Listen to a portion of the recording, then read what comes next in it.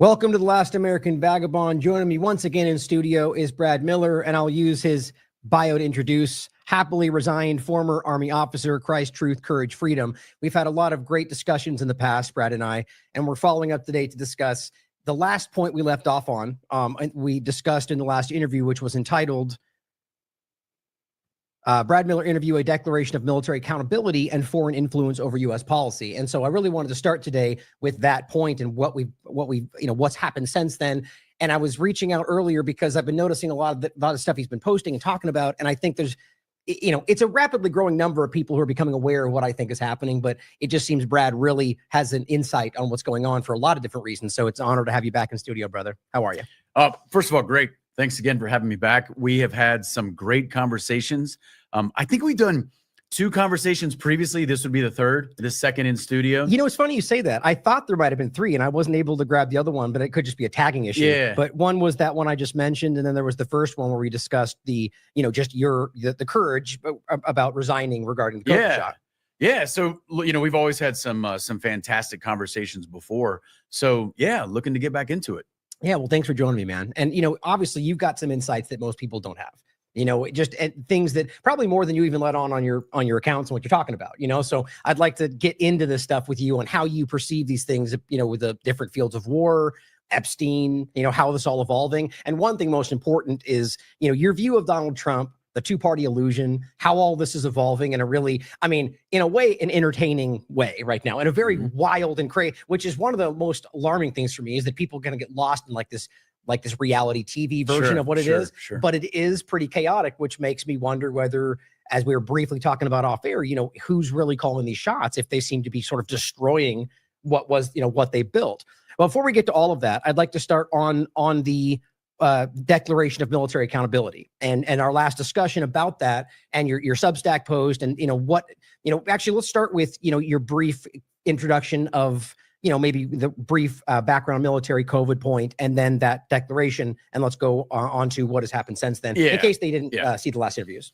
Yeah. So, the abridged version of what has happened in the last couple of years. So I served for 19 years in the military. I spent a little bit more than 19 years in the Army on active duty.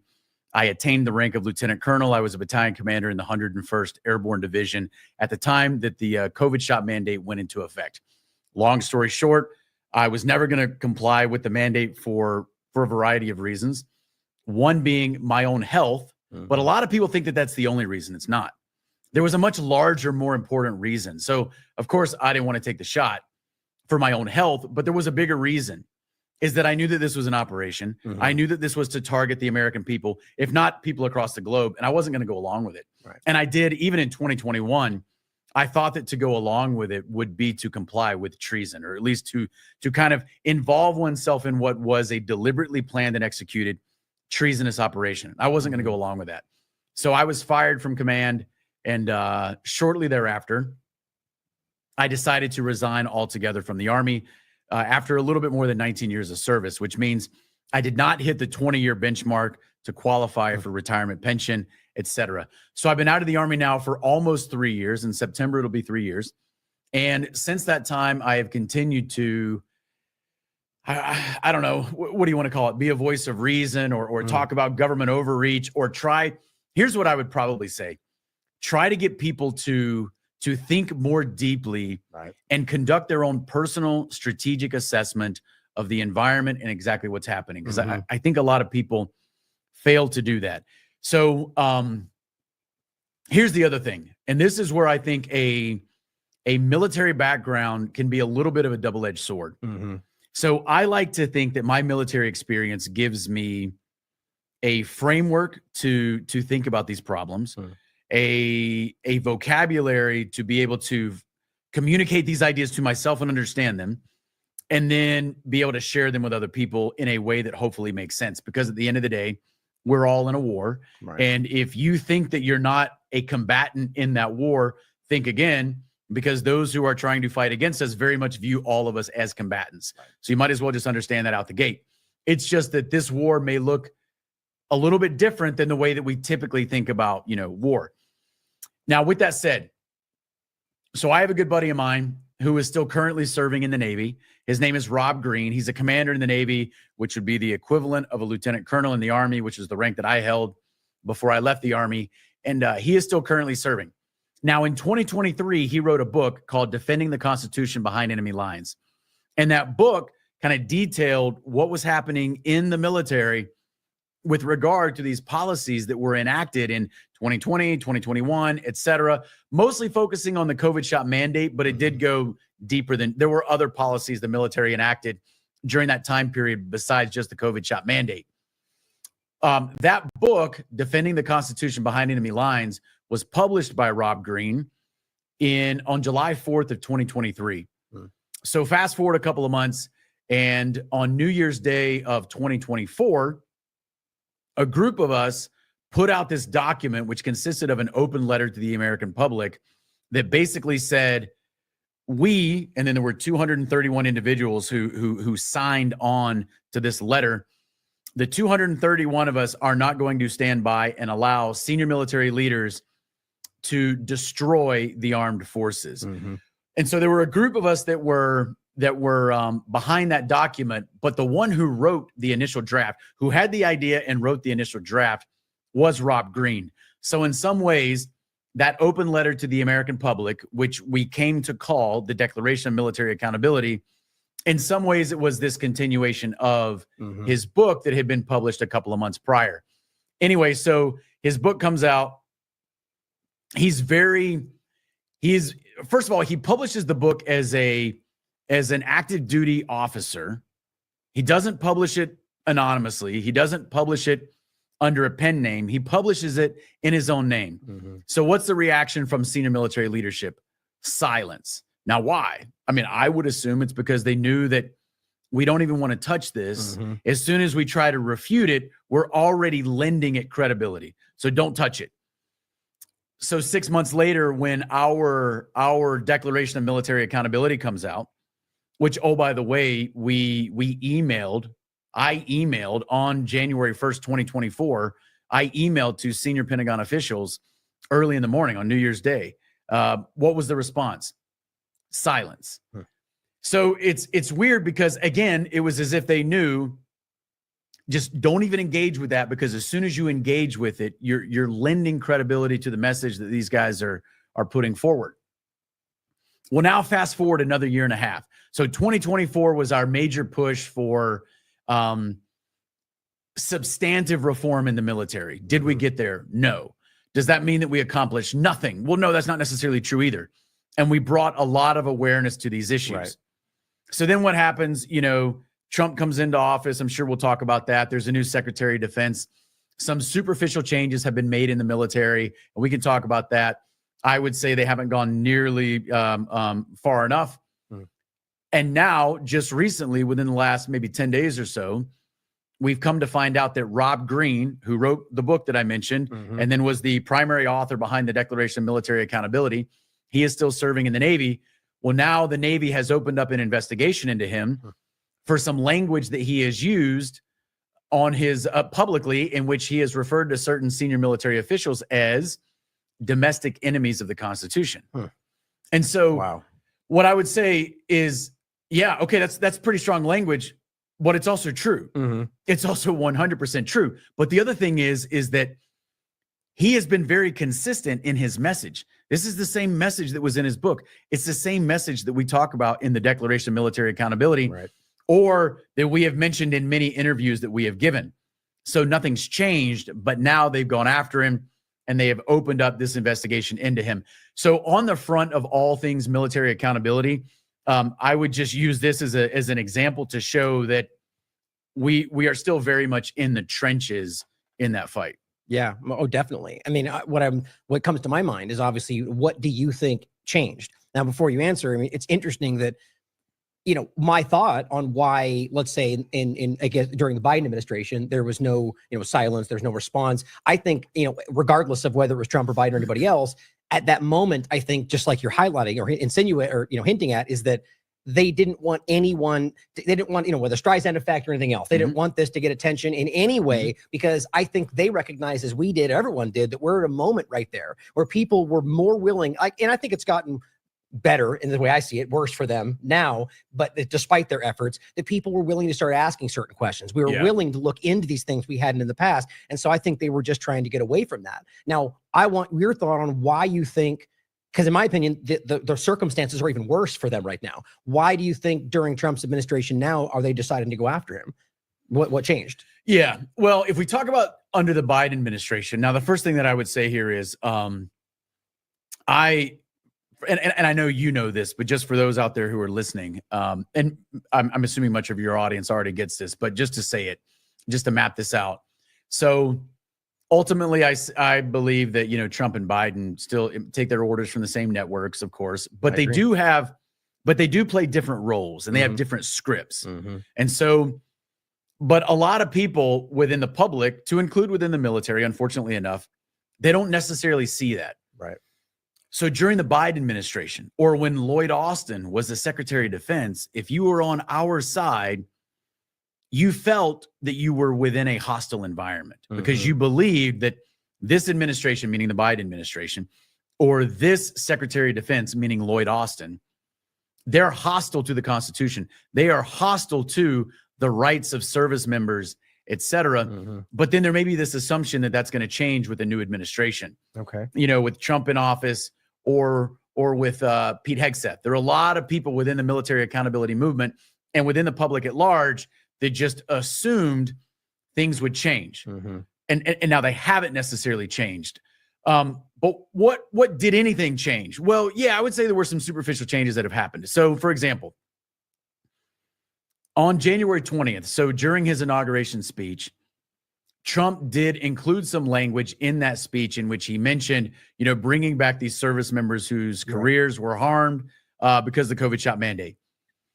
Within a week, there was an executive order that was published that basically said the same thing. So then, you know, now Pete Hegseth is in the driver's seat in the Pentagon, you know, as the Secretary of Defense.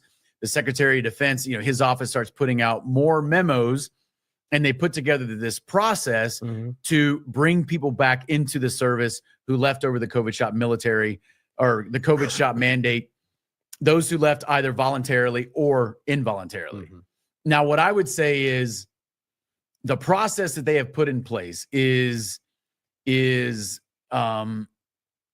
somewhat, well, first of all, it's very incomplete. And the rhetoric around what they have supposedly done is quite hollow. So they're saying they've done much more than they've actually done, but they have. Well, you flesh that out for me. In what way? Like, are they lying? So have they put together a process to allow people who lost their careers to the COVID shot mandate to come back? Yes. Now, what does that look like?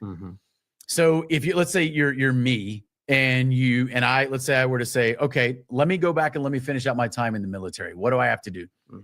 So there is a process that I can apply for and try to get accepted back into the military. But there are a couple of things we got to take into consideration. So first of all, they're going to look at me and they're going to say, did you leave voluntarily or involuntarily? Okay. Well, good question. Because what about unlawful coercion? Yeah. You know, so what if you were coerced out, but you voluntarily left? So I resigned. But I resigned after being relieved of command. Well, now the Secretary of Defense has actually come out and said that the COVID shot mandate, which he characterizes as, you know, having been implemented by the previous administration, which technically is true, but whatever. He has said that mandate was implemented unlawfully. Right. So it shouldn't matter. But I was relieved of command. Unlawful. That means I was relieved of command unlawfully, but I resigned. Okay. But why was I backed into a corner to where I had to either comply with an unlawful command, give an unlawful command to my subordinates, or resign? Why was I ever placed in that situation?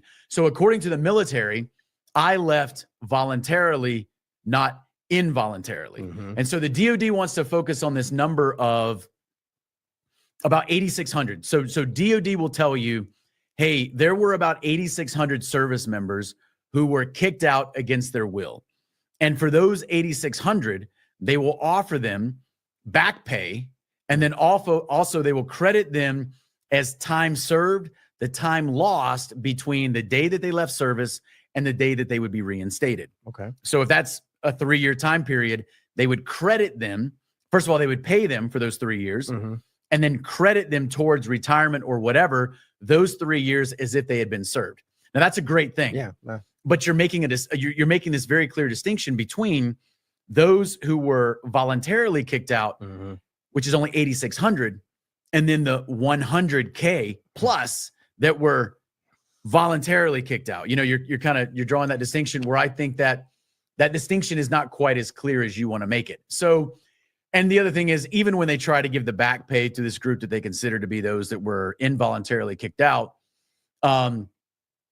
they're doing a bunch of calculations to try and determine what salary offsets they should be to decrease the actual back pay that they're going to give you, Right. So all told, are people banging on the door of the military to get back in? No. Right. No, they don't want to enter back into that abusive relationship.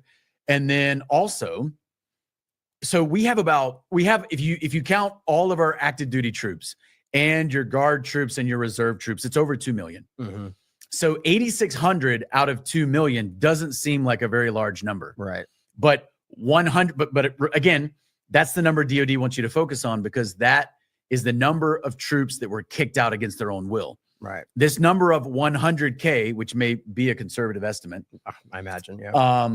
Well, obviously that's a much larger percentage of the overall force. Right. But even that, so of that number, how many have come back into the military so far? 13. Wow. So 13 out of 8,600 is a tiny percentage. 13 out of 100K is a much, much, much smaller percentage. I think, tell me if you share this view. It seems obvious that if you look at the real main distinction between those two groups, it's one of them that seems to act. There's plenty. It's hard to decide. If somebody wanted to stay and stick it out to make a point, there's something to be said about that. But the people that decided to resign, there's principle in that. Yeah. That you're saying, I'm willing to sacrifice my everything in order to stand with this principle. That terrifies a dishonest, unjust system, right? And I think that's what it really comes down to, or just a financial motive to recognize, hey, if we lean into this number, we can pretend like, save all of the effort that those are my opinions on it. I would agree with both of those. Yeah. So how do you create action and then make it look like you're doing more than you are? Oh, look at this process we put in. Look at all these overtures that we're making to these people that were wronged. But they're not actually doing nearly as much as they want you to bet that they're doing. Right. And I bet you they knew they wouldn't come back as well, for the obvious reasons. Of course. And then also from the perspective of DOD, they also, I think they don't really want you back. Right. And so why? Because the military is not done doing the type of unjust actions that they did over the last couple of years. That hasn't ended. Because it doesn't change based on partisanship. It's something that we does not change. Share. Right. Well, so in regard to the declaration of accountability, so you pretty much already touched on it, but is there any other way that you think? So basically, you described it as there's a group of people in there that really want this and believe in it, but that at least in the beginning felt that Trump's administration would be the thing that brought that change on. First part of it, where do you feel they are right now? Are they starting to feel disillusioned by that? And have there been any positive movements from that? Yeah. So the whole military accountability was more of an effort than an actual organization. Okay.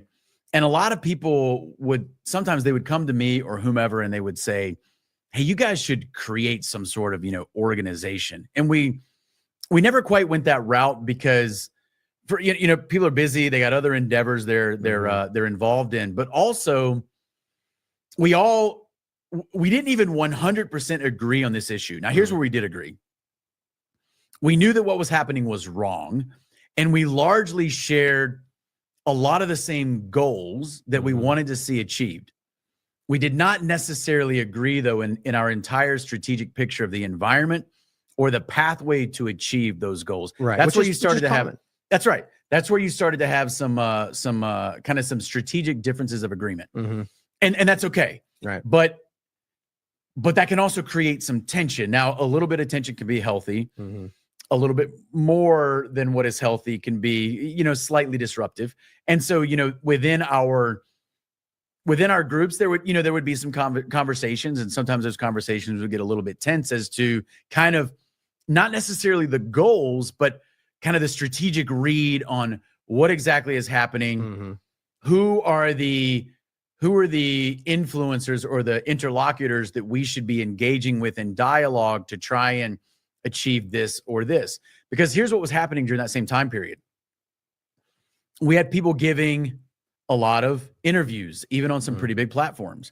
We had people who were writing op-eds or were writing Substack posts. We had people who were in DC engaging with members of Congress, which achieved very, very little, by the way. Tends to, yeah. There were court cases, which I don't want to say achieved zero ground. Some of them were helpful. There were some victories, but on the whole, it was very little.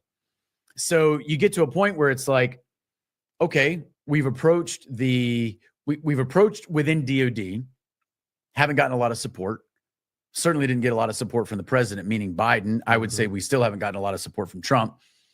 We haven't gotten a lot of support from the legislature or from the judicial branch. So where do you go? In fact, this was Rob Greene's assessment when he decided to write a letter to the American people, hence the Declaration of Military Accountability. We can't get any help from any of the branches of government. How do you appeal higher? Well, you take it to we the people. That was the driving idea behind this open letter to the public, the Declaration of Military Accountability. So where are we now?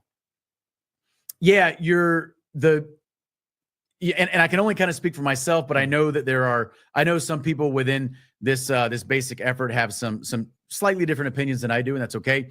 But I do think that people are starting to maybe reassess their read on the strategic environment and at least say, hey, maybe things aren't quite the way that I thought they were going to be.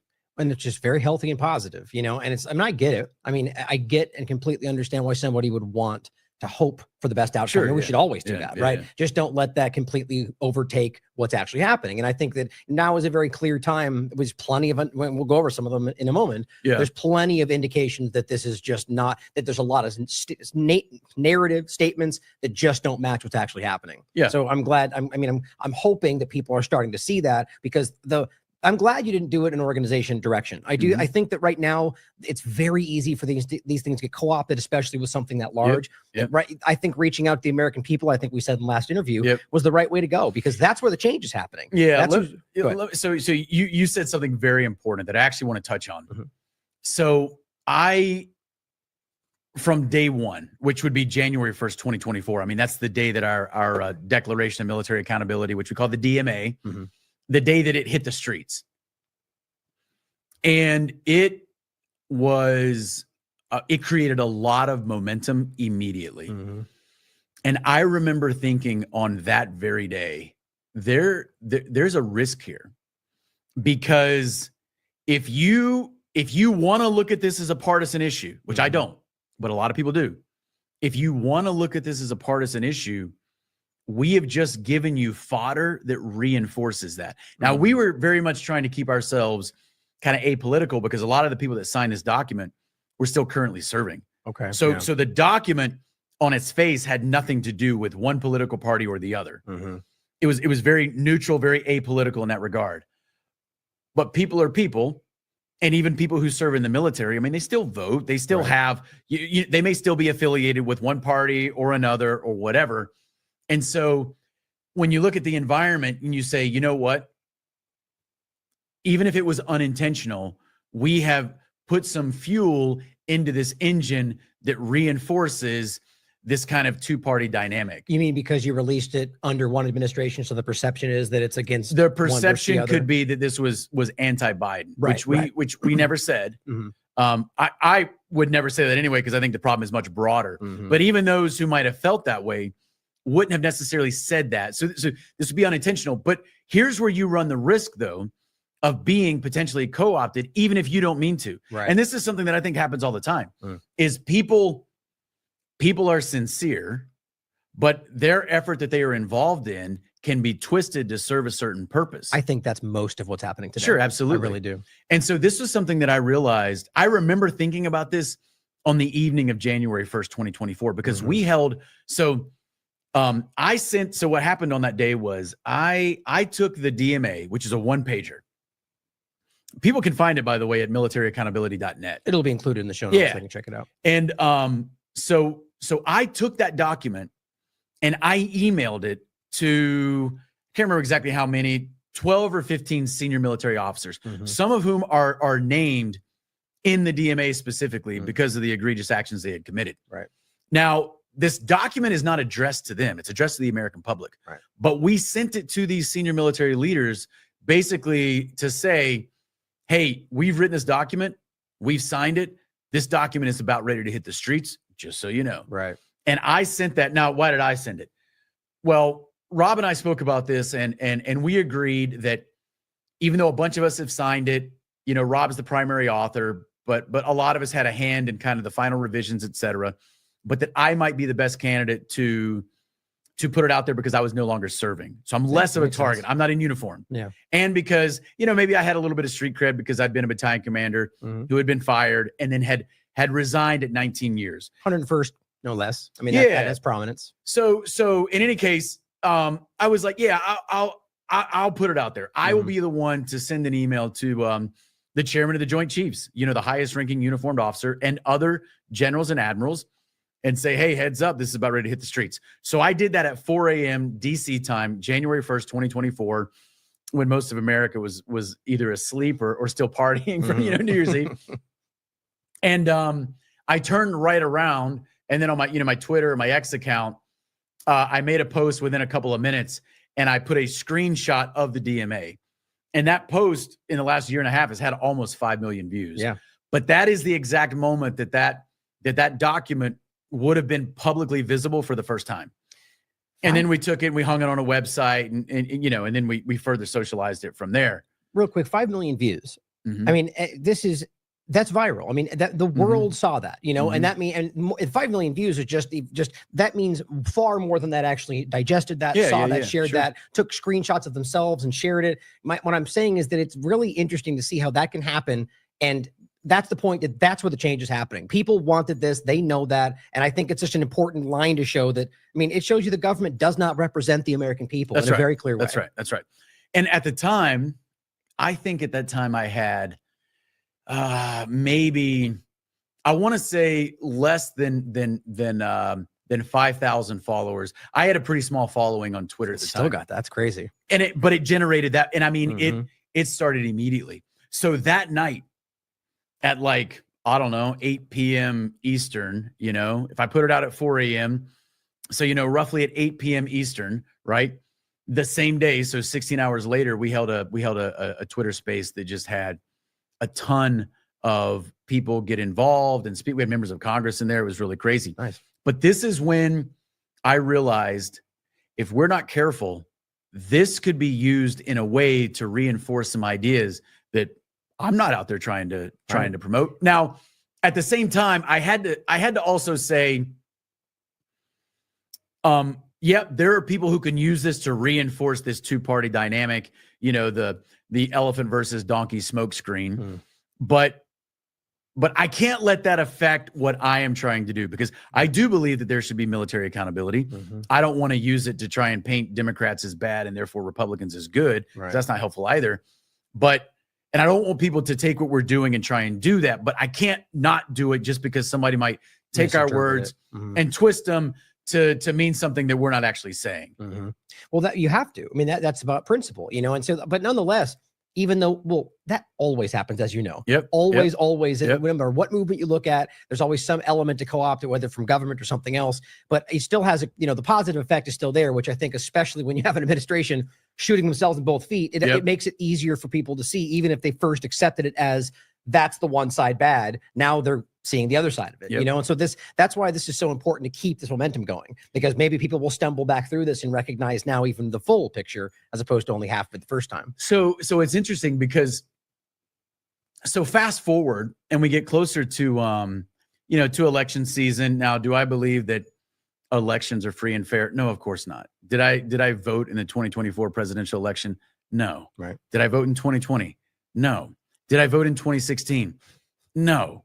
So it's kind of funny because, like, I've never been a Trump. I've never voted for Trump, but I've also never voted against Trump. You know? Anyway, so whatever. But and I will also say, because I get called a Trump hater a lot. Yeah. But if you forced me to pick in the last 3 elections between Trump and any of his opponents, I would have picked Trump all 3 times. You know, I had a similar conversation with Catherine Austin Fitts for similar reasons. And there's an argument that could be made, is the way I framed it then. Yeah. If you're looking objectively at what we have only right in front of us, then yeah. But my point is the same, is that is operating within the broken game. The only way not to play is or to win is not to play. That's right. Yeah, I don't play rigged games. Right. But the reason I say that is because so take what I just said about the DMA and my realization, within the strategic environment, hey, there is a risk here that we at least have to manage, So fast forward, and now we're in kind of deep into campaign season. And people were coming at me and they were saying, how come you're always so critical of Trump? You never criticize Biden or Kamala. And so I put out a couple of posts on X about this, because I was like, because I thought, I was very, very convinced that they were going to put Trump back in. I'm not saying I necessarily realized that a year out, but I would say 7 or 8 months out, I was convinced they were going to put Trump I think we in. shared the same thought in that last interview. I mean, I thought the point was, or when timing might be right, but the point is, I think we've shared this thought that, not like we're psychic, but that it makes sense that Trump would be like with the COVID point, that he's going to allow the right, like give the people the excuse to dismiss what's happening. That's right. Yeah. And I also, I said this on the day of, so July 13th of last year in Butler, Pennsylvania. Yeah. I mean, I thought that was staged. I still think it's staged. I said that the day of. Yeah. So that day I knew for sure, oh, they're going with Trump. I also thought that, I mean, there's been some theatrics with Elon now, in the last month or so, but they also weren't going to have Elon, because Elon is such a pivotal player as well in this whole game. Yeah. They're not going to have Elon. They're not going to have Elon back, the guy that's going to come out on the wrong end of the election. So anyway, but people would say, why do you criticize Trump and you don't criticize Biden or Kamala? And I would say, well, I think Kamala is running so first of all, Biden was a stooge all along. He was supposed to be a stooge. He was playing his role, whether he was doing that deliberately or whether that just is whatever.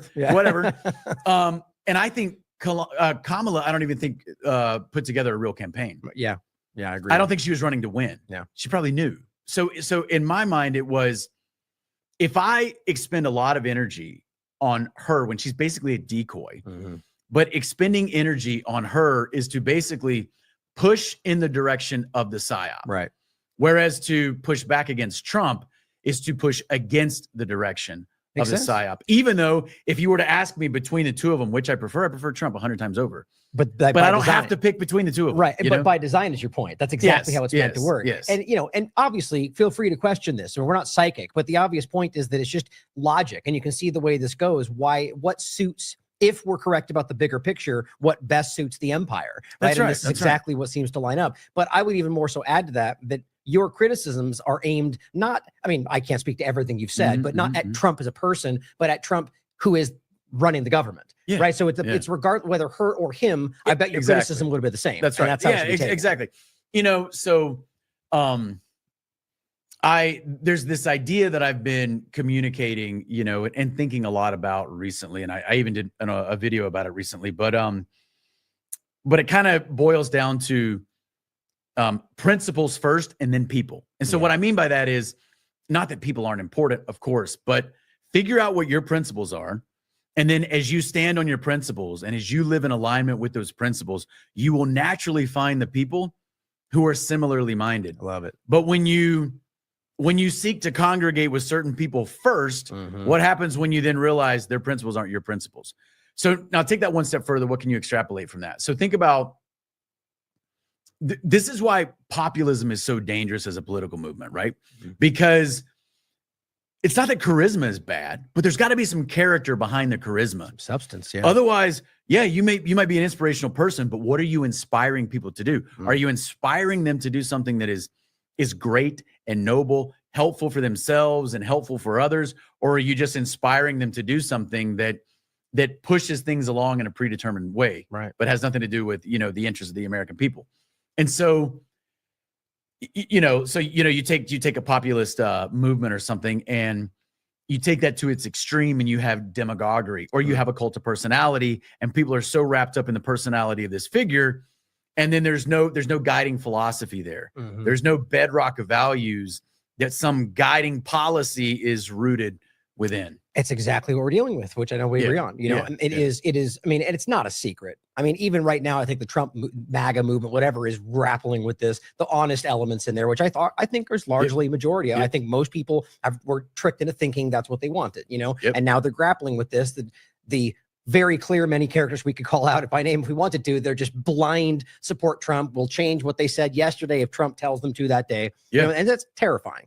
But let's get into some overlapping points. I'll let you decide right now. Do you want to go in the direction? Because I'm enjoying the conversation we're having, sort of a higher view of the PSYOP, right? And how it's being played, bigger than partisanship. So do you want to get into some foreign policy discussion about military locations, or you want to get into Epstein and, you know, the different parts of who Trump is? What would you rather talk about? Let's talk about kind of in line with what we've been talking about the last couple of minutes. Let's maybe talk about this supposed 12-day war between Israel and Iran. Okay. If you want to talk about that. So I got some thoughts and then we can go wherever. So first of all, even if you just take what we've been told, even just in mainstream sources or whatever. So Israel conducts a strike, which they call preemptive or whatever, but they conduct a strike. Now there is retaliation coming from Iran, which results in this 12-day war. But in the midst of this 12-day war, there are strikes performed by U.S. service members, you know? And so, which makes us completely a belligerent in that war. So there's a lot there. There's a lot to unpack. I also believe that, and we're still under a ceasefire, but I saw yesterday that that Israel was striking Syria. So we can talk about that today too if you want. So first of all, I don't in any way think that we've seen the end of this. I agree. I also think from a big picture geopolitically, we're going to continue to see the stage set for war. I would also say, if you look at what is the domestic counterpart to the push for war abroad, and I would say that is increased surveillance here at home. And so when you think about just the digital control grid, when you think about the way in which AI can increase the sophistication of the digital control grid, then I think those are things that we have to worry about. So you mean in the overlap being that one, are they just two parts of the same agenda, or that the war is there to justify that? How do you see them connected? Exactly. So so let's just use a very simple example. So the border, so immigration, okay? But then also you hear these stories, and it's like 2003 all over again, but you hear these stories about supposed sleeper cells that can infiltrate through our border because our border is so porous, et cetera.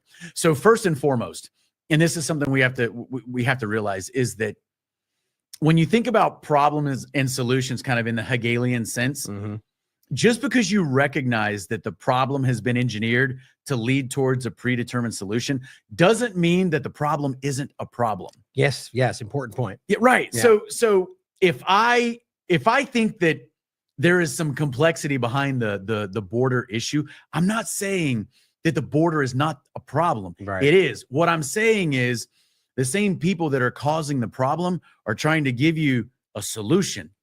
And maybe we should be cautious about that. But anyway, but if we set that aside and we just think about if we have some sort of adversary that we have painted up as, hey, that's the new boogeyman. In this case, let's just say Iran. Then that can certainly be used to try and scare the people into accepting new increased security measures back at home. And both being very real. That's right.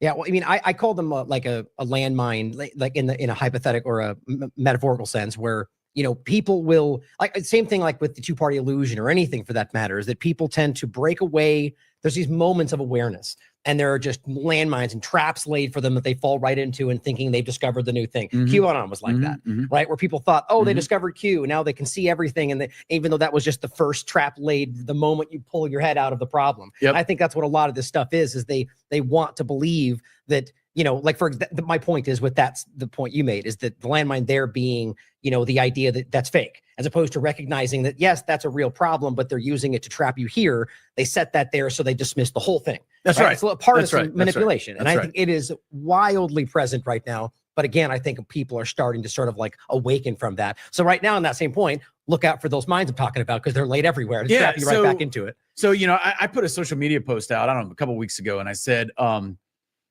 this will resonate with people who have done their homework into like fundamentalist Islamic terror, right? And I said something like, scratch an Islamic terrorist and you'll find the CIA or Mossad beneath. Right. Keep scratching and you'll find MI6, because if you look into the history of that, you know, so the CIA and Mossad, a lot of them kind of learned their dirty tricks from MI6. You know, MI6 does not get enough attention for how intertwined. I mean, it's funny because Matt Ehret's a writer for TLAV, and he's done a lot of work on us, opened my eyes to that deeper background. I don't think it's hard to tell in any one of the situations sometimes or often which one is the real, like people discuss whether it's Israel controlling the US or US controlling Israel. It's that kind of dynamic. And I think MI6 just has a tendency to not be involved in that thought process, which is a problem. They're very prevalent. Yeah. So I will tell you my thought on that, because I sometimes push back a little bit against people who say Israel controls the United States. So here's what I would say. I'm not saying, maybe I'm wrong, but I would say it's not so much that Israel controls the United States as it is that Israel and the United States are both controlled by some network that is out there. And I tend to think a lot of that goes back to MI6 and kind of the British establishment. And by that, I don't necessarily mean the monarchy per se, but more like the city of London. And this nexus of more of a globalist idea. International finance, corporations, even secret societies, et cetera. You know, but anyway. No, I mean, that's an important comment. So is that what you mean when the background, or were you referencing something else? Like what do we see behind that, like calling those shots? Is that what you meant? Yeah. So just, you know, because right now I think there is this idea that Israel is the center of the globalist empire.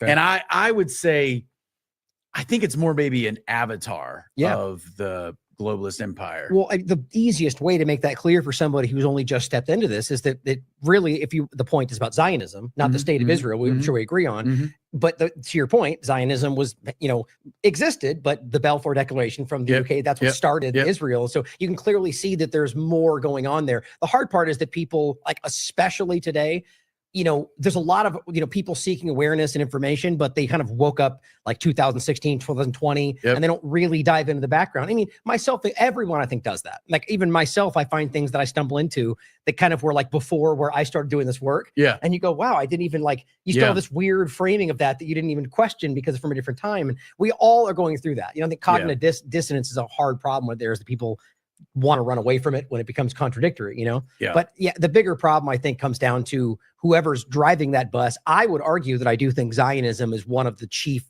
issues of our time. Totally. And I think that it is alive and well. You know, so you mentioned the Balfour Declaration, which goes all the way back to World War I times, 1917.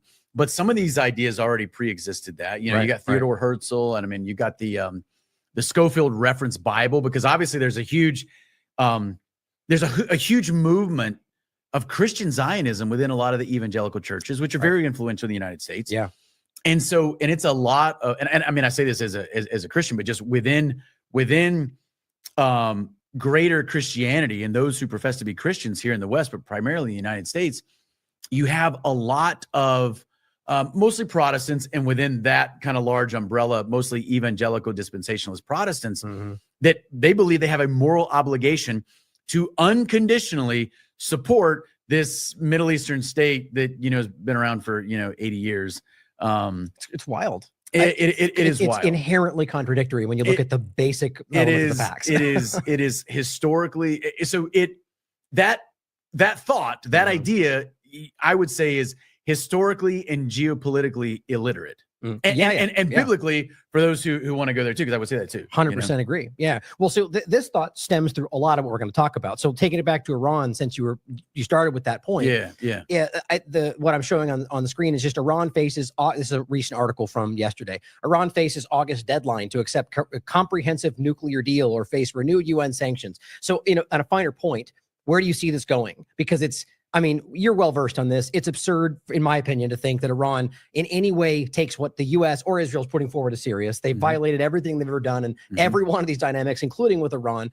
So again, with this kind of floated, like, you better do what we ask, or, you know, which is framed as negotiation before this deadline. So just where do you see this going? You know, what do you think is going to happen next? You left off with kind of the bombing of the Qatar base. Then they, at this point, have been doing little bombings here and there, which aren't really getting much coverage or disputed. So where do you see it going? Yeah. So, you know, there were these supposed strikes that that U.S. service members, you know, engaged in the 3 supposed nuclear sites within Iran. Real quickly, I just saw a report saying 2 of the 3 are now shown to completely not be destroyed. One of the claims obliterated. Yeah, right. Yeah. I mean, remember that. So anyway, so there was a response. There was an Iranian response, supposedly with some U.S. bases in Qatar. They supposedly called ahead. It was just maybe one of these face-saving measures. That's what I thought. Yeah. So then there's the ceasefire. Right. And now we're however many weeks, I don't know, 3 weeks or so into the ceasefire. Will that hold? And no, I don't think it will. So how will it be broken? And will we potentially see a false flag used as a pretext to potentially break the ceasefire? I don't know, but it's something we always have to be aware of. Absolutely. You know? Absolutely. The other thing that I think is interesting is, and I know people have differing opinions on this, but it bears some discussion, or at least people kind of, you know, parsing through this in their own mind. So when we think about the globalist, whatever the structure of the globalist empire is, you know, is that largely a Western construct, or is it more global? And are countries that are considered to be antagonistic to the West, are they foils to this empire, or are they part of it? Now I'll tell you my assumption. I'm not saying I know for sure, but my read currently is I tend to think they're part of it. So I tend to think that Iran or China or Russia, maybe in North Korea, that they are part of this, but that they have a role to play, and that within that they are supposed to appear, you know, antagonistic to the West. Interesting thought. I mean, I think it's an important thought to consider, because here's the way I look at it from like the COVID overlap, is that very clearly we saw a lot of supposedly adversarial countries lockstep in an agenda, right? But that doesn't necessarily have to prove that they are not adversarial in other ways. You know, my mind was, I think all of these governments, I have a very poor opinion of governments in general, would be willing to do very many things to better have control over our lives of their peoples, respectively. And so they're all go, yes, we'll accept this, you know, we'll all go in this direction, but then still didn't agree at certain points, still vied, you know, back behind the scenes about different, many different points. And so that's what I see it as, is they're willing to come together if they can use that to control us. But at the end of the day, they're not really on the same team, and they might not be. So I do agree that makes sense within that possible. And I do think that it doesn't have to be a clean either or. Right, so either China and Russia and Iran take their orders from the same, you know, party that gives the orders to Trump, for example, or they're totally antagonistic. I don't know that it necessarily has to be that cleanly either. Right. I think they'll take what they can when they can. I think that most governments will. But I do think that they are within the globalist spheres of influence to some degree. Right. To what degree, I'm not exactly sure, but I do think that Iran, therefore, may have a role to play. Now, do they maybe push back against that role? Sure, maybe. But I also think that from the globalist perspective, I think they want war. I think we're kind of seeing the winds blow in that direction, which is unfortunate, but I think that means that we just maybe have to be, you know, prepared for that. Yeah, I agree. I mean, the main point that I think a lot of people, Jason Bassler, for example, and they're basically just saying, you know, in a larger kind of sprawling sense, I support the peoples of Iran. I support the peoples of Syria. Sure. Yeah, I don't support the governments of any of these places. And that's kind of the distinction we need to start making. You know, take action that is in the interest of the peoples of these places, not the government structures. But our government, like all of them, have framed this in a way that, you know, that is the representation of the people, and that's just not the truth. Yeah. So 2 points on that, because that should be the way that we almost look at all geopolitical situations. And so when we saw this 12-day war between Israel and Iran, which largely, and I don't want to, so I think when things like that happen, because some people don't, but I think the missiles are largely real. Some people don't. Some people think I agree with that. And I also think that there is a, I think atrocity propaganda can be a real thing. Absolutely. So you can take something that happens and then you can amplify it, and you can compound the effects of a true atrocity that occurred, and you can maximize it, you know. And just be honest, and absolutely faking entire events. Nobody should be pretending like we don't have historical evidence of that happening. It's very real. That's right. So Gulf of Tonkin, of course, is an event that didn't happen. Anyway, I agree. No. Well, just so it's clear, no way am I suggesting that that everything, there's plenty of atrocities happening that we can prove. That's right. It's just considering that possibility is always important. That's right. So people who question these events, I get why they're questioning them. Right. But I also think it's dangerous to assume that every time there's a supposed missile exchange between two countries that it's always fake. Yeah, just don't. We shouldn't assume anything. That's the point. Is we should consider these thoughts, but facts are what matter. And so to that point, so during this 12-day war, and I would have this discussion with friends of mine, and I would say, you don't have to pick a side between Israel and Iran. Right. You don't have to, but you can side with the people. You can express solidarity, or whether you want to call it, sympathy or whatever, with the people on both sides that are being impacted by what is happening. Definitely. Yeah. I mean, that's where we need to stand with this. And, people will always have different perspectives and side in different ways. But if we start putting our lot in, in the flag next to your bio, we're falling into the psyop. I mean, that's what I really think it is. You are. But your point is important about the bigger picture, about whether they have another role, whether it's Iran or somebody else. And we definitely should consider that, because it's easy to fall into, Iran's the one pushing back against the one we see committing genocide, so they're the ones on the good guy side. It's a dangerous assumption to make. So it is a dangerous assumption. And you can reinforce that dialectical engine by pushing hard against Israel, because all you're doing is you're still fueling the dialectical engine between, in this case, Israel and Iran. And I think a lot of times the best way to deal with those types of situations is to remove yourself from that unnecessary dialectic. Yeah. Right. That's exactly. You're being forced. It's the false binary. It's the false binary. Don't make a choice, right? Don't feel like you have to. Yeah. You don't have to. Right. But so on the Syria point, because all of these are interconnected. Let's put it this way. My opinion is this is the extension of the greater Israel genocide. That's what this really comes down to, is these are obvious agendas of Israel in the context of, in this direct point. But so I'm showing an article I put out, or show about Israel in regard to Syria. As Israel further occupies Syria, Western-backed ISIS patch-wearing terrorists begin executions. It's amazing that anybody can even try to dismiss that at this point, because it's live streamed like everywhere else, and ISIS patches and all. But so right now, what I think is interesting is we're seeing the extension of this. And now you mentioned the recent bombings. We're seeing they're claiming now Israel's now occupying certain areas, even though in my opinion, they've already pretty much occupied most of Syria. It's like this weird kind of narrative on top of what's already been going on. They play a clip really quickly of Netanyahu, and then we can comment on what's happening. Solomon Ahmed frames it as Netanyahu announces Israel's going to occupy southern Syria. Netanyahu announces occupation from the Golan Heights to the Druze Mountain area. Welcome to Greater Israel. I agree with that. מבקש לעדכן אתכם מה עשינו בסוריה ומה נעשה בסוריה. אנחנו קבענו מדיניות ברורה. פירוז המרחב דרומית לדמשק, מהגולן ועד אזור הר הדרוזים.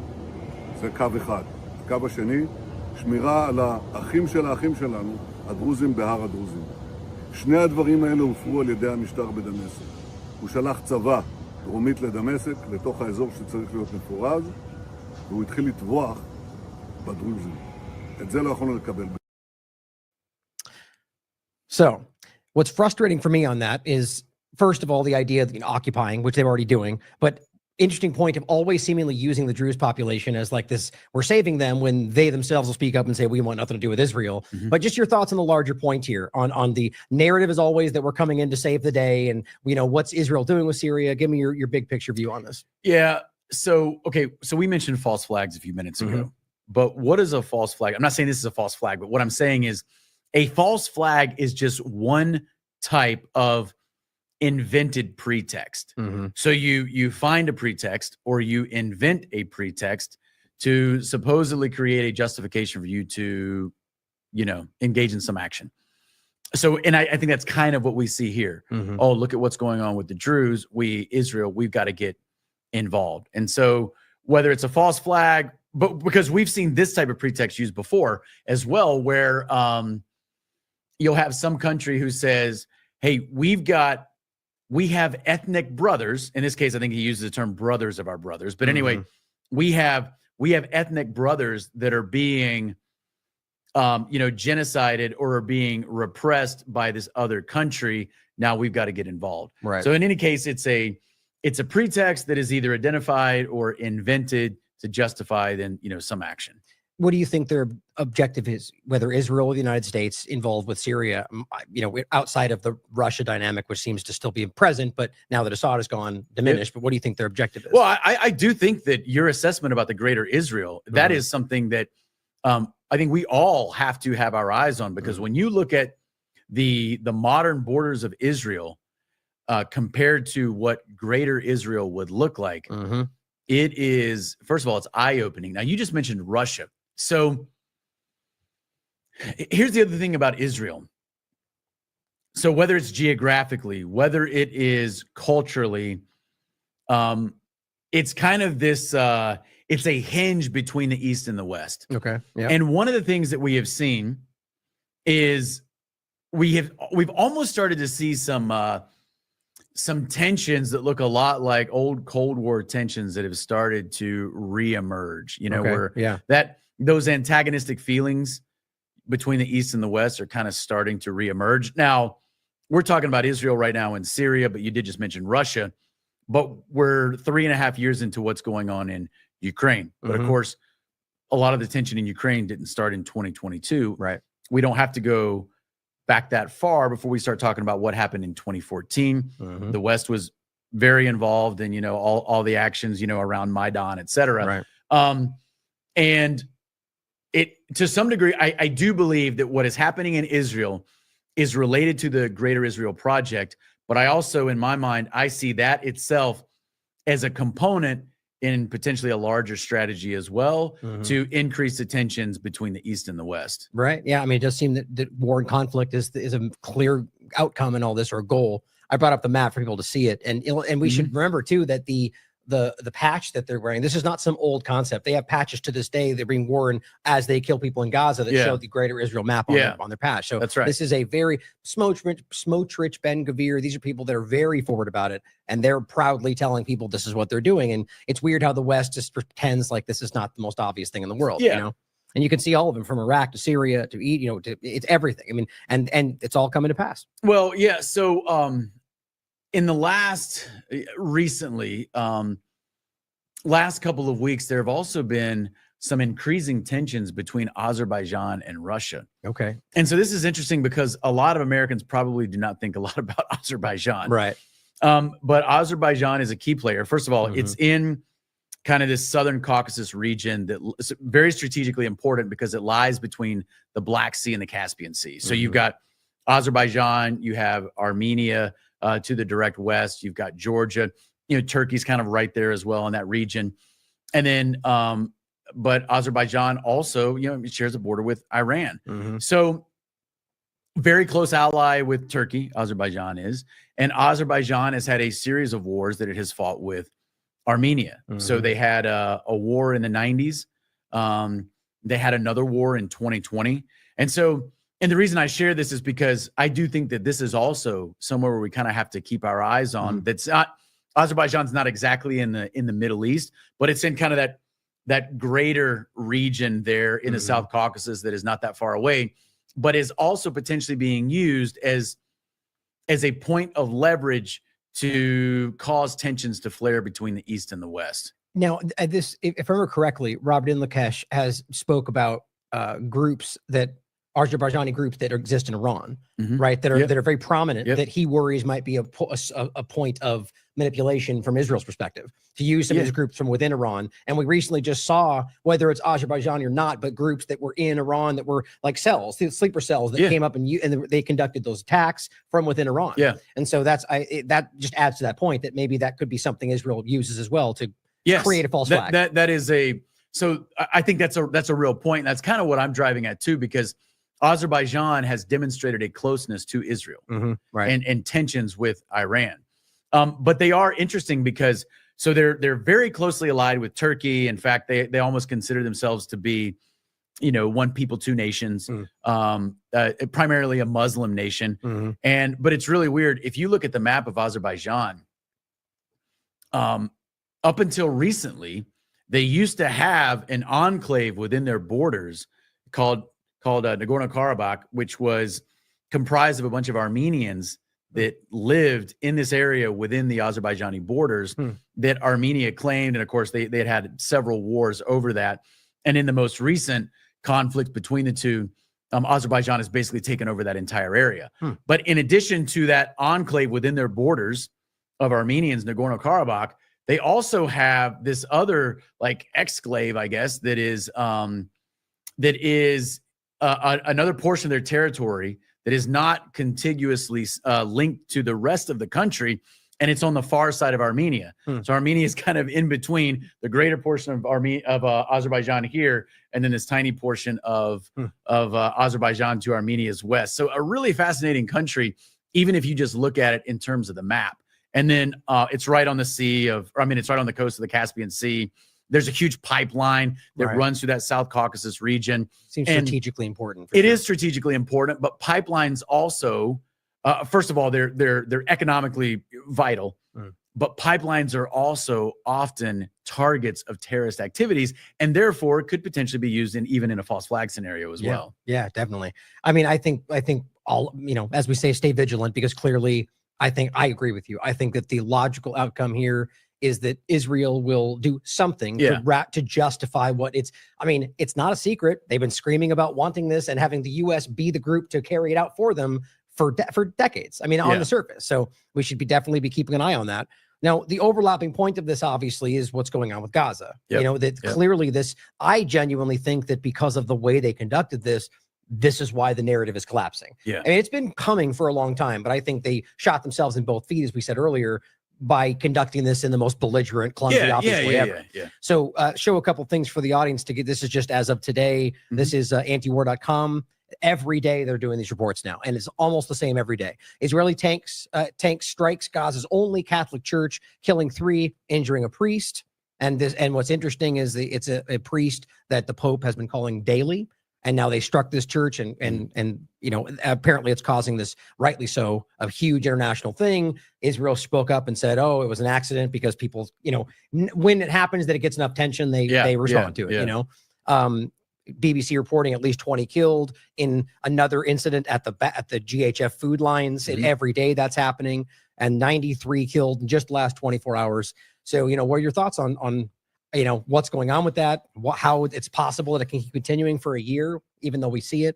It's a crazy scenario. Yeah. So this whole situation with Gaza has been, and this goes back to what we were talking about with Zionism. And so what is incredible to me is the degree to which you have to perform some pretty complex mental gymnastics to defend Israel's actions. But we have people that have felt a moral obligation to do so because they do believe they have to unconditionally support Israel in whatever Israel does. The second thing, and I can't remember who first said this, but somebody wrote a piece, and I don't remember who it was now, but I agree with the assertion that Gaza represents a method.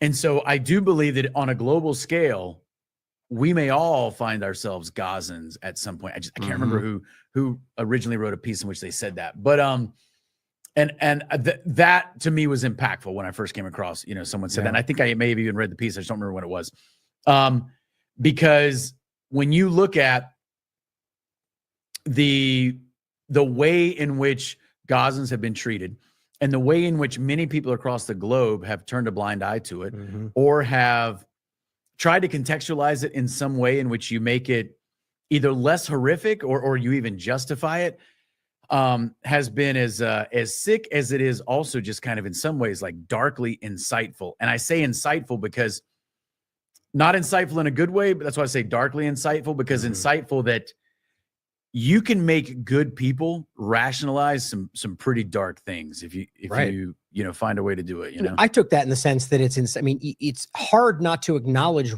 who these people are. The insight, you know, to be able to have the, you know, insight on the reality of what, you know, just this. I mean, I rarely would use something like the word evil because it's just not an objective term. But I don't know what else to call something like this, and how anybody can be, tell them call themselves a Christian Zionist or any religion or have any belief in these things, and then turn around and in any way, I don't care if every single thing they've ever said about Palestine is true, rationalize killing this many children. In any way, I don't care if they are holding 75 guns each. It doesn't matter that, it is counter to their belief structure. And so that's where I think is causing one of the biggest rifts within that part of the community. Is they're just going like, I could have gone along with you if you had been doing this.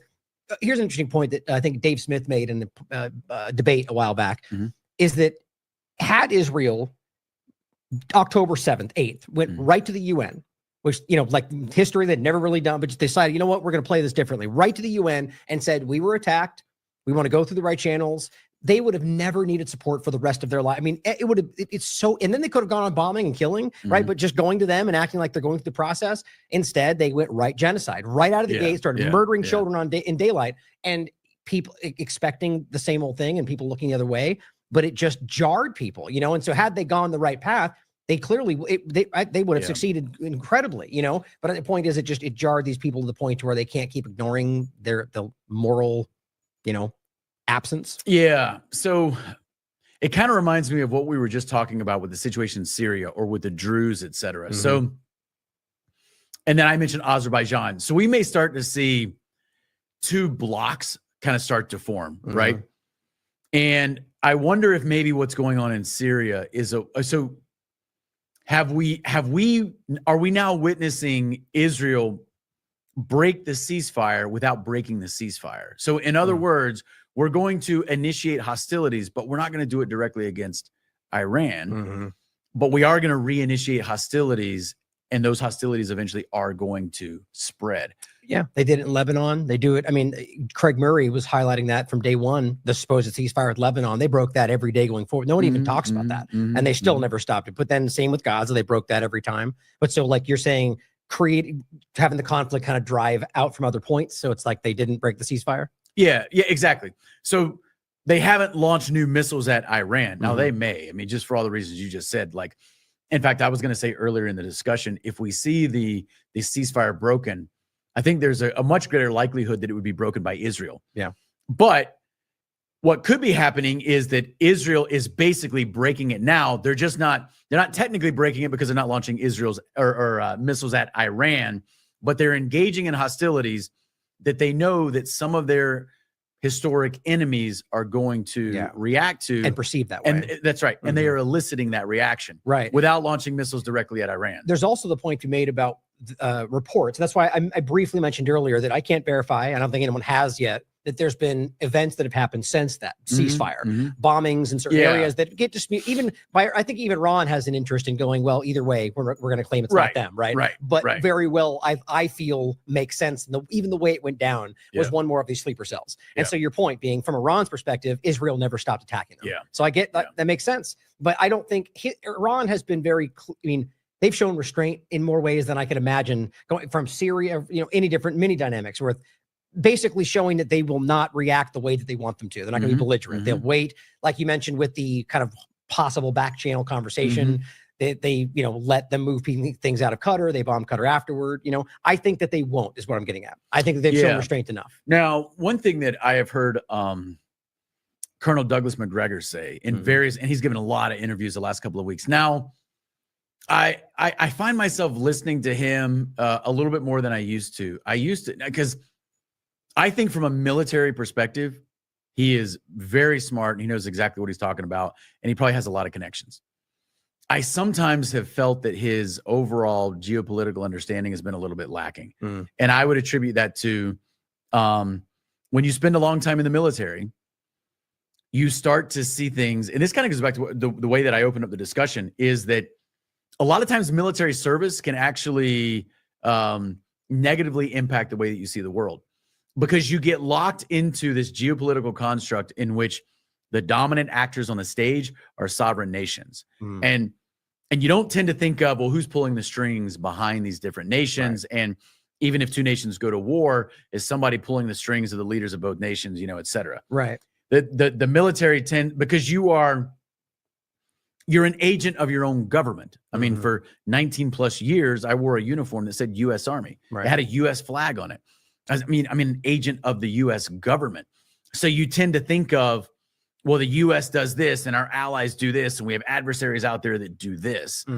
But I think that's kind of a simplistic geopolitical construct. Definitely. So you kind of have to get away from that. So you have to, if you can use your military experience, or I would say the same thing if somebody worked in other parts of the government for a long time, if you can use that to inform the way in which you see things, give you a framework to perhaps interpret them, but get rid of the baggage that forces you or can suggest that you see things in a very limited way. So anyway, with McGregor, there are times in which I felt like he's still kind of, he has his geopolitical view here is still a little bit limited. But more recently, I've actually been more appreciative of some of the things that he said. I feel like he's kind of come out of that a little bit. I think partisanship plays a factor. Sure. Yeah. But in any case, I do think that one thing that he has been saying recently that I do think has been insightful is Israel depleted a lot of their assets of missiles. Okay. So it's a resource game. And at the end of the day, it's a math problem. If I'm launching this number of missiles and you can launch more back at me, then I may run out of missiles before you do. If you have stockpiles that are larger than mine. So what he was suggesting is there may be a couple. So let's just say perhaps there will be a period of a couple of months that actually gives Israel time to replenish their stockpiles. I agree with that. Yeah, I saw the thought circulating as well. And I think that's at least a major part of what happened. I also think that it just was kind of a wake-up moment. I don't think Israel expected both things. I don't think they expected as much. They didn't, the attack didn't succeed the way they wanted it to. And that's, again, assuming that maybe that's the way it was supposed to go. We consider that as well. But I also don't think that if this was just a genuine back and forth, that they expected the kind of response they got or their ability to get through their defenses. I think Iran completely, if the reports are true, the Mossad headquarters, like a couple of different places they claim they bombed that Israel disputes, but it seems as if the way they responded, it was both the depletion, but also just that unless we get more support, we're not going to win this. And I think that's what a lot of very educated military minds have been saying, that unless Israel can't win this, and arguably even the U.S. wouldn't be able to with everyone else involved. Yeah. And so if let's just assume that is true for a moment, and I'm not saying it's not, but let's just go with that for a moment. So here's what that means. So Israel's own government, or Netanyahu, whatever you want to call it, but if that's true and we look at it that way, then they engaged in some sort of strategic brinkmanship that took their country to the very edge, to the brink, and kind of basically they backed themselves into a corner so that the United States would have to get involved. That's what it feels like. But there are plenty of people who say that is exactly what happened. Yeah, well, that's a very plausible outcome. None of us know, but it does make sense, especially when you look at what they've been doing over the last 70 years. Like clearly, probably even less than that, depending on when that started. But just trying to drive the United States against Iran in 1,000 different ways. So it does make sense. Now, there's another way to look at this too. Now, I understand there are debates going on right now, and I don't have an opinion on this one way or the other, but there are people out there that dispute the existence of nuclear weapons. Okay, it's an interesting thought. I've heard that. Logic before. I don't know. Okay, so let's just assume they're a thing. They're real for a moment. So if Israel gets into a war with Iran or with any of its neighbors that are much, much, much larger, that Israel can't defeat in a conventional war, then their threshold in which they have to go nuclear could be lower, and so that's just another dynamic that is part of this scenario as well. Well, again, with the asterisks of the possibility that those don't exist, the idea is the Samson option. I'm sure you're familiar with, and the idea being, if you're not, I see Seymour Hersh wrote a book about it. The point being that Israel will, there's different disputes on overall, but launch nuclear weapons against everybody, including their allies, should they recognize they were about to fall. And that's and I've heard that supported, even just like a Wilkerson who, has insight, or a I'm blanking on his name. Somebody's been making the rounds, a former CIA, saying the same thing. John Kurokow, saying, I've seen these people. I've watched the way their intelligence operates. There's some dark things they'll tell you, And so it just makes sense with larger pictures. But question at all, we definitely should. But all that being said, it makes sense to me that this is about them trying to drive this into reality. I think largely my gut tells me because they recognize that's where they're inching toward. The Zionism has lost its influence. People are questioning it like never before. And I think they feel they need something serious and jarring to maybe shake us away from that. Sure. Yeah. That terrifies me. It is. It is. I mean, the whole idea of the Samson option is terrifying.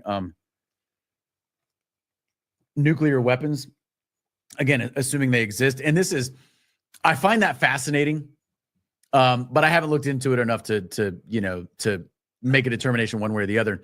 But I understand why people, so I'm assuming this holds true for you too, but I'm far enough down this road. I've been playing this game long enough because I've been researching this type of stuff for, I don't know, since like 2007. So I no longer dismiss things just because they sound far-fetched. Yeah. I call that intelligence. Yeah. There are too many things that are pretty crazy that I have come to believe. Right. So anyway. Or that you could prove, I would say too. Yeah. So like with the whole nuclear weapons thing, just because it's kind of fun. I mean, not that nukes are fun, but just the idea, right? Yeah, right. Because on the one hand, I could totally see how they're not real and they've been used to create, I mean, the existence of nuclear weapons was a huge pillar in the entire geopolitical construct that existed during the Cold War. Yeah. Mutually assured destruction and the fact that, the United States and the Soviet Union are both, nuclear powers, et cetera.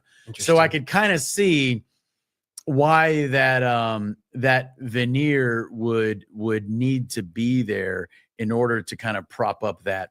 It makes sense construct, to me. You can see, I mean, you could see an easy, based on what we're even seeing today, a world in which you have the Soviet Union, United States, who recognize that they're the two pillar powers of the moment and say, look, what if we just make an agreement, like to create this construct that will allow us to essentially rule over everybody. I mean, that's not that far-fetched. It's hard to wrap your mind around. It's not. But it comes down to the technology, which I think is definitely worth everyone's time. Everyone watching the show, question everything, right? There's some interesting points that are made. There's some very, very intelligent people over the years that have done rounds and talks everywhere where they're arguing like, look, we can prove this is not X, Y, and Z. And for me, it's hard. The only thing is there's Pearl Harbor, or rather World War II in general, and the dropping of the bombs, that there's evidence that people point to, but then there's the arguments of here's a good point to make. There's so many directions to go in that you can look at Hiroshima and that it's not, it's the people, things are growing back and it's okay. My point is, well, okay, you could argue that means that it's not real. Or you could argue that we just don't understand the repercussions, or maybe we overestimated it. It's just that there's so many nuanced points to it. But what do you think about it? Yeah. So there are two books, which I have not had a chance to dig into yet. But one of them is, which I have the book. I've acquired the book. I just got it. I haven't read it yet. But it's by Michael Palmer, who I believe is a German MD. And I think it's called Hiroshima Revisited. I think it's Hiroshima Revisited. But so from an MD's eyes, he looks at kind of what happened in Hiroshima. Okay. And then there's another one by a Japanese author. And again, I haven't read the book yet, but I'm aware of it. Trying to get the book. I do want to read it. I think his name is Akio Nakatani, maybe. And that one is called Death Object. And then there's a subtitle, which I don't recall off the top of my head. But he also questions whether or not nukes were used in Japan. So I'm not saying they don't exist, but I am aware that there is an argument out there being made by intelligent people that, that maybe they don't, or they don't, or whatever. But there's also, so even if they do exist, technology has advanced so far in the last however many decades, right? That there are also devastating weapons that are non-nuclear. There are types of kinetic weapons now that, governments have that are very, very powerful and should be taken into consideration when we think of like a threshold that could be met, in a conventional war, where that war then passes into a new phase and very devastating weapons are used, even if non-nuclear. Yeah. Well, going back to your point about, I forget which part, we're talking about Gaza and just in a general point about testing and manipulation. In Gaza, it's often used as a test bed for new weaponry, right? They call it battle tested and they sell it. They're killing innocent people with it. The argument being there's been, again, the question of whether that's what it was or not, but what do they call them, low yield or tactical nukes that were Yeah. tested in these areas. Or, for example, the explosion that happened in Lebanon, in Beirut. People argue that might have been something like that they said was fertilizer, which I find impossible to believe. But there's a lot of different elements of that possibility. But to your point, just this, I mean, at some point, a large enough bomb, it's about the fallout that we're debating, because there's large enough bombs that that kill a lot of people, or even the point of like a chemical or biological weapon, which can kill a hell of a lot more people if it's done in a certain way. So the kinetic violence and damage is still there either way, I think. Yeah, I mean, there are weapons like the what they call the rod from God, which is like basically yeah. So I mean, it's like a telephone pole made of tungsten. That's crazy. Yeah, I mean, it's fired. I've only read about that. Anyway, yeah. So its impact is the force created by the impact is just incredibly devastating. But it's non-nuclear. And it's just an object, right? It's just like propelled. Yeah. That's interesting. Yeah. So anyway, people can look into that. But it's just colloquially called the rod from God. But I was gonna say, so looking at weapons or other technology, so I do think this is important.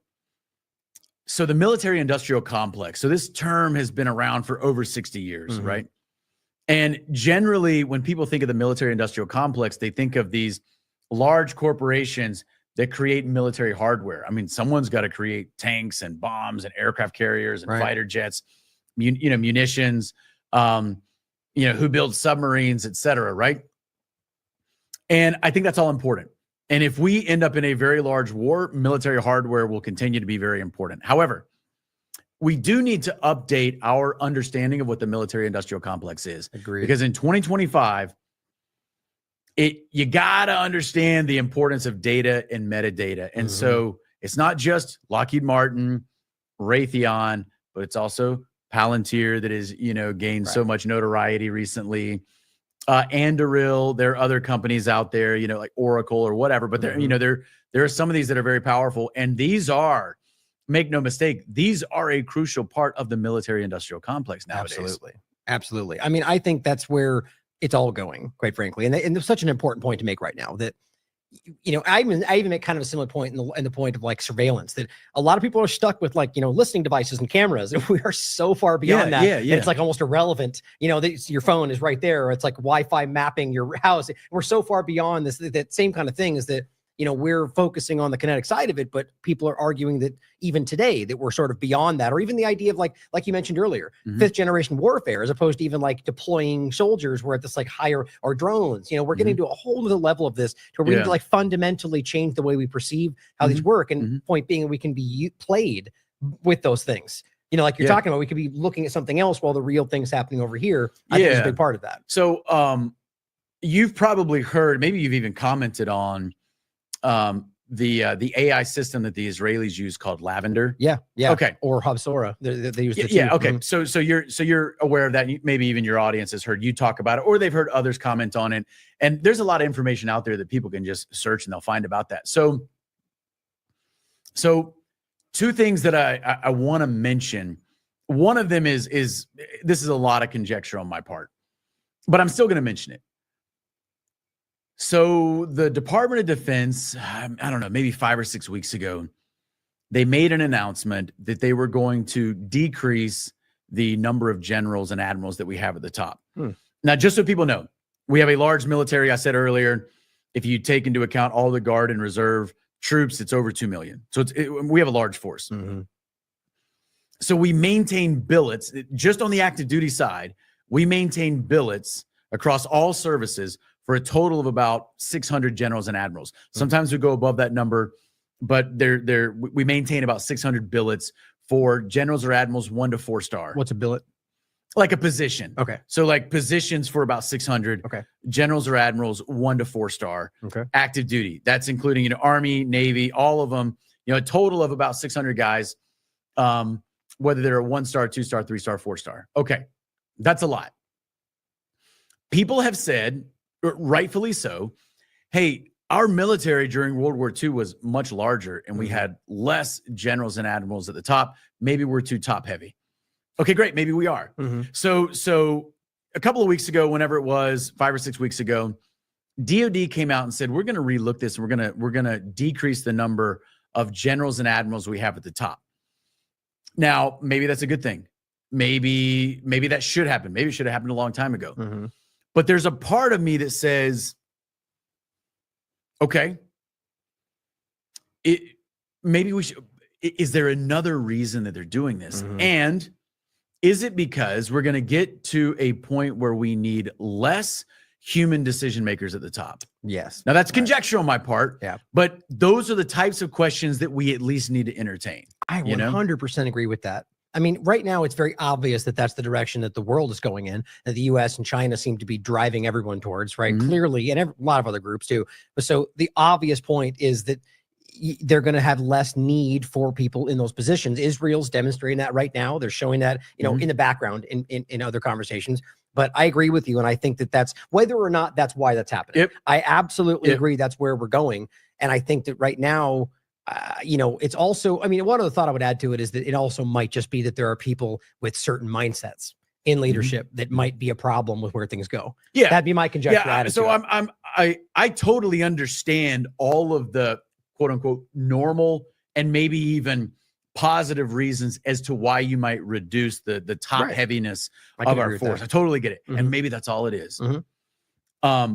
But because I trust so little of what the government does, to include the military, I have to ask, some of these hard questions of, okay, but is there, because it's easy for them to sell the idea. They can easily sell the idea. Or to your point, it could be both. It could be both. Right. But here's another dot. So also a couple of weeks ago, the Army put out that there were 4 guys from the tech world, but specifically AI, that they were going to bring into the military. And they, and these 4 guys, no military experience, no prior military experience.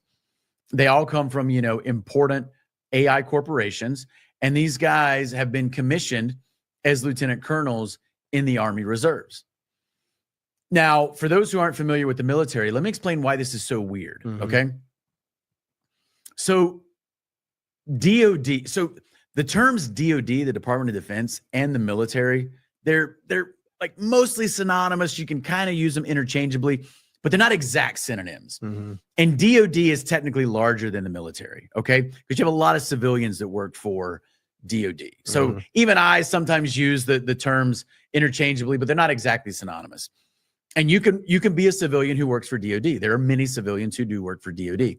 So do we have engineers that work in research and development? Yeah, sure. Do we have other scientists or other guys that come from a very technically nuanced background that are employed by DOD? They work full-time for DOD? Yes, of course. People know about DARPA, right? Or anyway, okay. My point is, if you want to let's assume that you think, well, we have to be on the cutting edge of AI because our adversaries are whatever. Let's assume we accept that argument, right? And then I can understand why you would say within the DOD apparatus, we need smart guys that are on the cutting edge of AI. Okay. But why do they have to have ranks? Why do they have to wear the uniform? Right. So here is the one thing that I can think of, and I know I'm not the only person to say this. There may be other reasons, but the one thing that stands out at me is guys who are in the military are now in the structure of giving and receiving orders. And so they can now give orders. Right. Now they're not active duty. They're in the reserves. But in terms of being a lieutenant colonel, the way the military looks at that is if you're a lieutenant colonel, you're a lieutenant colonel. Right. It doesn't matter whether you're in the reserves, whether you're in the guard, or whether you're active duty. And so like I was a lieutenant colonel and I served for 19 years and 4 years at West Point before that. And it took me 17 years to make lieutenant colonel. And these guys have made it with no military experience whatsoever. And so now they're at so if you're in the Army and you're a lieutenant colonel, what does that mean? That means you outrank far, far more people than outrank you. Yeah. The only people who outrank you are generals, 1 to 4 star, or colonels. So anyway, so again, I think this is something that we got to keep an eye on. Like what's going on here? I 100% agree. It's funny that that was going to be the point that I wanted to finish up. So this is, I'm glad you bring it up. And honestly, we already pretty much went over that general point. And I did a show on this. I simply called it Detachment 201, Technocracy in Uniform. Yeah. Right. That's how I see this, is that really, I mean, we've all been talking, I mean, you mentioned Palantir, the idea of, even if you don't like the word technocracy, just an idea of like these technological, the way they view themselves, elites, technological elitists who think that they know better, and there's a whole weird overlap with eugenics to all this. The point is that, as you're highlighting, you have Palantir's CTO, Meta, and OpenAI, right, becoming lieutenant colonels. It blew my mind. That was the point that I highlighted as well. Military uniform. I mean, this is the exact thing that I've been watching for, is the transition away from the current structure into, people like this being actual, whether politicians or actual military enforcers. I mean, that's where we are now. Yeah. And so I'm very worried about where this is going and whether we're watching. Let's just end on this point. Do you think that this is bigger than just a transition and more so about some kind of a coup? Oh, that's an interesting question. Okay. Let me ask what you mean. A coup by whom, against whom? Well, it's again, just one thought of it. The way I framed it in a recent show was the Zionist technocratic coup of the United States. So I see a multifaceted kind of a thing going on with, again, as we kind of discussed earlier, that a lot of these things are in line, but not all in the same line with everything, right? But I would argue, if we're talking about it specifically in that point, it would be some kind of technocratic elitist structure. Yeah. In this case, I could see a Palantir overlap, the Mark Andreessens and Karps and Anduril, these kind of groups that are, for a very long time have had a hell of a lot of influence on politics, who have, for whatever reason, decided they have enough momentum, enough control and influence to just essentially take over. Sure. And so what I'm seeing is the Elon Musk representation, as well as OpenAI, but then Palantir, JD Vance, like through this administration. Yep. And I add Zionism because I think it's part and parcel with this. It's same with the globalist idea, but that general structure sort of taking this, like, this is the administration where they're shifting into place. That's how I would look at it. But in a broad way, it's hard. Yeah, it's a good question. So here's what I would say. A couple thoughts. I don't entirely disagree. I think it's a good question. There are maybe some points of that I might quibble with. So, and the reason I asked the question, a coup by whom, against whom, and even with that, the important part of that is the against whom. So I kind of think that we have been undergoing like a coup arc for a long period of time. And I think that coup arc is punctuated by certain discrete events that occur along that arc. We could look at, obviously the COVID operation. We could look at 9/11. We could look at even things like the assassination of JFK. If you want to go back further, you could look at things like, 1913 and the Fed, et cetera, et cetera. Right. But there are these, so the coup arc has been around for a long time, but then there are these discrete events that like move us into a new phase of the arc. So in that regard, I don't know if I would necessarily characterize this. I mean, you might be right, but I'm just thinking where I might quibble a little bit is I don't know if I would characterize this as a kind of a one and done type coup, but it could definitely be another one of these events along an already existing coup arc that takes us into a new phase. Yeah. And that I would not disagree with, because I do believe that we are moving into a phase of technocracy. And you mentioned, hey, maybe people out there take issue with the word technocracy, and maybe they do, but I don't. Yeah. That's the word that I use. Right. I mean, they're self-avowed technocrats. It's more about maybe people maybe don't understand what it means in the fullest of sense, or that we've been propagandized against it. Yeah. But I think it's obviously a very real thing tonight. Yeah. I mean, they, like I said, many of them self-describe. And I also think that there is that technocracy and transhumanism, there is an inextricable link between those two. I agree. And in fact, just by way of maybe kind of wrapping up this whole discussion, I'll give a book recommendation out there for people. And it's actually a work of fiction. So people, I have long said people got to read. Like Americans, we don't read enough. Yes. And also, when you read, you can't just read articles. And I'm not saying articles are bad. I mean, I write a lot of Substack posts and people write great op-eds. That's not my point.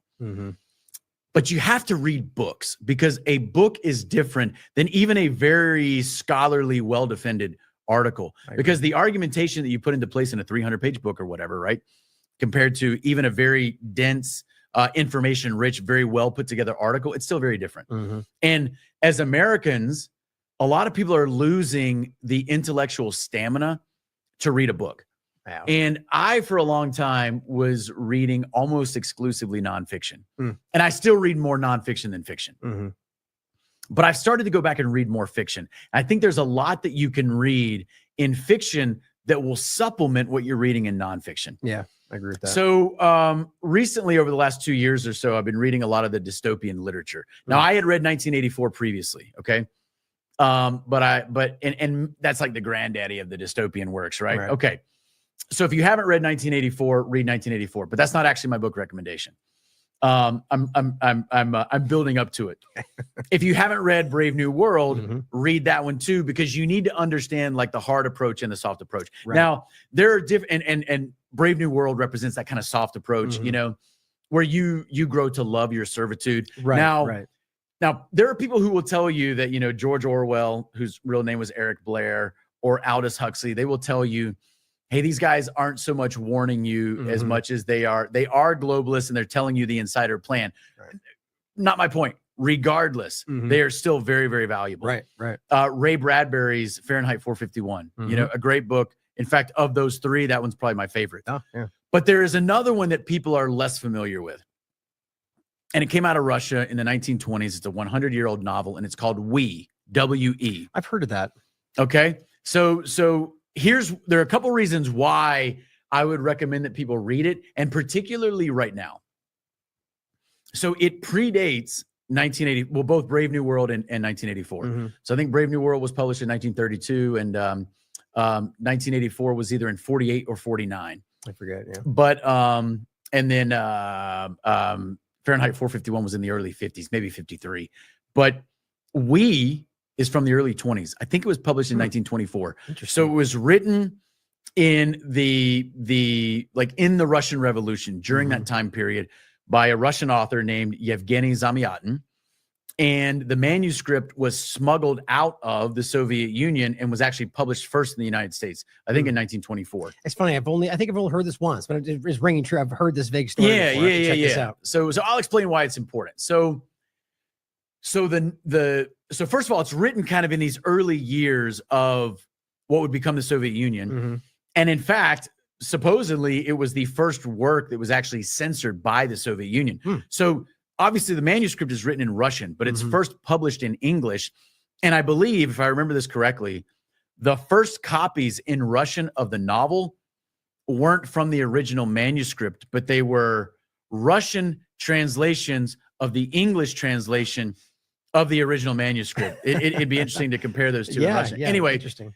It would not actually be published in the Soviet Union until the 80s. So, 60 years after it was written. But why is this so important? So, first of all, George Orwell said that he was influenced heavily by this novel. And the two plot lines are actually quite similar. But the novel, what it posits is a futuristic society. It's called One State, but it is ruled by basically math, like mathematical principles. Okay. So in that way, what you would say is it is a society kind of as utilitarian as you could get, as rationalistic as you could get, and mathematically optimized, And so the protagonist in the novel, who has no name, he goes by D503. So all the characters in the novel, they don't have names. They just go by like a combination of letters and numbers. Oh, interesting. And he's D503. He is a mathematician, but more specifically, he's a spaceship engineer. Okay. Anyway, I'm not going to tell any more about the plot, just because I do think people should read it. But this novel is 100 years old. And there are moments in the novel that are quite philosophical, where you start talking about the importance of math and what it means to regiment a society along mathematical principles. But if you were to update that thought, modernize that thought by a century, and you look at where we're at now, well, we would call that governance by algorithm or governance by AI. I mean, that is where we are headed.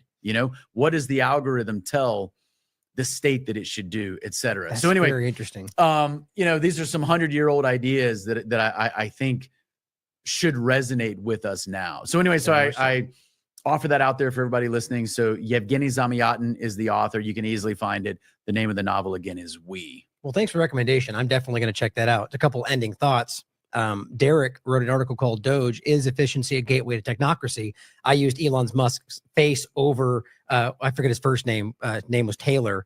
He was responsible for what's called Taylorism, which was a precursor to technocracy and the efficiency movement. And so it's interesting, if you look back to that point, it's the same idea. It's about, he carried a pocket watch and would walk around like timing people and just trying to shave off seconds. And it's kind of an interesting overlap, as well as the point, just to give someone an article, or rather a show to watch based on that last point.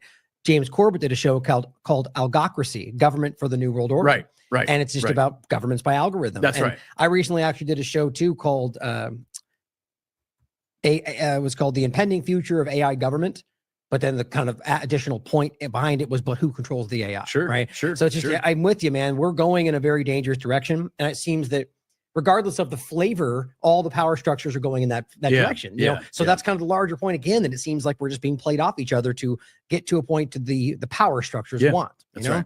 That's right. But it's such an insightful conversation, man. I always enjoy talking with you. I think that this, you know, gives people kind of a glimpse into the way you see the world, and you know, you see things and have understood things and been involved with things that a lot of people haven't. And so I really appreciate you giving us that insight, having this conversation. We should definitely do it again. Anything else you want to leave anybody with before we wrap up today? Yeah, the last thing I'll say, just as we talk about that, is, you know, with this novel, it's what you can't argue against math. Yeah. You know, math is immutable. Right. And you can already see people are making the same arguments now, but you can already see how the narrative writes itself. You can't argue against the AI. Right. You know? So it is a brave new world that we are moving into. I have heard that term algocracy that you mentioned that Corbett had used. So yeah, we got to keep our eyes open. It's important that we're constantly refining our strategic assessments so that we can, because things are moving really fast. Yeah. And I don't think they're going to slow down. So anyway, thanks for inviting me. Glad to be here in studio with you once again. And thanks for all you do, brother. Thanks, man. And I'll leave us with a thought, and feel free to comment, since that we didn't get into this, of Elon's America Party and kind of that direction. And people are already going like AI algorithm, like they, you know, that maybe that's where they go with that. Cause you could see a portion of the population that would, based, just like we were saying before, because they're only focused on the current problems, go like, yes, that seems like a solution to what we're dealing with right now. Yeah. So that's, you know, as always, guys, question everything. We have to be in a position where we are critical of everything, including what we think we know. And, you know, this is just why it's important. And I'm glad that, you know, you've been on this path for a long time, brother, and I'm honored to be here talking with you. So thanks again. Likewise. Thanks, man. As always, question everything. Come to your own conclusions. Stay vigilant. We annually spend on military security alone more than the net income of all United States corporations. Now, this conjunction of an immense military establishment and a large arms industry is new in the American experience. The total influence, economic, political, even spiritual, is felt in every city, every state house, every office of the federal government. We recognize the imperative need for this development. Yet we must not fail to comprehend its grave implications. Our toil, resources, and livelihood are all involved. So is the very structure of our society. In the councils of government, we must guard against the acquisition of unwarranted influence, whether sought or unsought, by the military-industrial complex. The potential for the disastrous rise of misplaced power exists and will persist. We must never let the weight of this combination endanger our liberties or democratic processes. We should take nothing for granted. Only an alert and knowledgeable citizenry can compel the proper meshing of the huge industrial and military machinery of defense with our peaceful methods and goals, so that security and liberty may prosper together. As we peer into society's future, we, you and I, and our government must avoid the impulse to live only for today, plundering for our own ease and convenience the precious resources of tomorrow. We cannot mortgage the material assets of our grandchildren without risking the loss also of their political and spiritual heritage. We want democracy to survive for all generations to come, not to become the insolvent phantom of tomorrow.